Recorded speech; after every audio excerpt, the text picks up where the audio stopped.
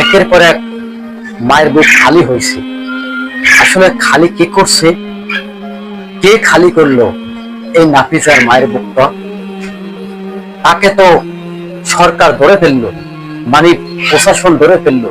বিচার হবে? বিচার কিভাবে হবে? এই জমিনের ভিতরে ইসলাম কায়েম এখনো হয় নাই, আর দর্শনের বিচার করা হবেও না। কে বলছে? নাফিজার বাবা। নাফিজার বাবা স্পষ্ট সরকারের সাথে চ্যালেঞ্জ তুলে দিয়েছে, বিচার চাই না। বিগত 55 বছরে কোনো বিচার করা হয় নাই, তাই আর আমি বিচার চাই না, বিচার পাবো না, আমি লিখিত দেবো। কে বলছে? এর চেয়ে জমিনে থাকার চেয়ে মৃত্যুবরণ করা ভালো। আপনাদের লজ্জা থাকা উচিত। আজকে একজন বাংলার নাগরিক আপনাদের সাথে চ্যালেঞ্জ করছে যে নাফিসাকে হত্যা করছে, এই হত্যার বিচার আপনি করতে পারবেন না, পারবেন না, পারবেন না। লিখিত দেবে, আপনি দেখিয়ে দেন, আপনি দেখিয়ে দেন বাংলাদেশের ভিতরে বিচার শুরু হয়ে গেছে। আপনি জনতার সামনে মুখামুখি করে ফাঁসি দিয়ে দেন, লক্ষ লক্ষ মানুষ দেখুক কি করে পারলো 8 বছরের শিশু নাফিসাকে ধর্ষণ করে তারপরে হত্যা করতে। দেহ থেকে মাথাটাকে আলাদা করে দিল, শরীর থেকে হাতটাকে বিচ্ছিন্ন করে দিল। কেন?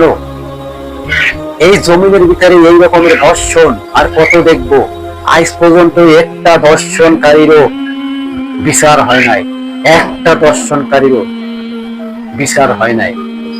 আজকে যে সমস্ত মানুষ এরকমের জিনার সাথে লিপ্ত আছে, তাদের বিচার এই জমিনে আজ হবে। নাফিজার বাবা স্পষ্ট সরকারের কাছে ঘোষণা দিয়ে দিয়েছে যে আপনি বিচার করতে পারবেন না। আজ পর্যন্ত 55 বছর বয়সে আমি এই জমিনে কোনো বিচার, মৃত্যুদণ্ড হইতে দেখি নাই। আসলে কথাটা কিন্তু সত্য বলছে। আমার বয়স যেটুকু দেখছেন না, আমিও দেখি নাই। নাফিজার বাবা তো দেখে নাই, হাফিজার বাবা তো দেখে নাই, আমিও দেখি নাই। আসলে কথাটা রাইট। যতটা ধর্ষণকারীরা জেল থেকে ছাড়া পেয়ে গেছে, এই সমস্ত ধর্ষণকারীদেরকে ধরে ধরে যদি ফাঁসি দিত, আজকে এই জমিনে আমি আল্লাহ তাআলার সাথে নিজেই সাক্ষী দিতে আছি যে এই সমস্ত ধর্ষণকারীরা পালিয়ে বেড়াইতো, আর এই জমিনে কোনো ধর্ষণ হইতো না। এখন যারা যারা স্বরাষ্ট্রমন্ত্রী এবং যারা যারা আছে আইনমন্ত্রী হিসেবে, যারা যারা বলছে এখানে আইনের কিছু সমস্যা আছে, আরে আইনের কিসের সমস্যা আছে?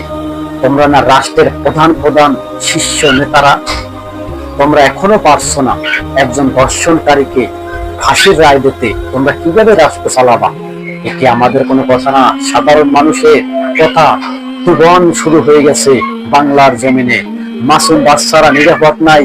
একটাই গার্জিয়ানের প্রশ্নটা যে বাংলার জমিনে কেন মাসুম বাচ্চারা নিরাপদ নাই?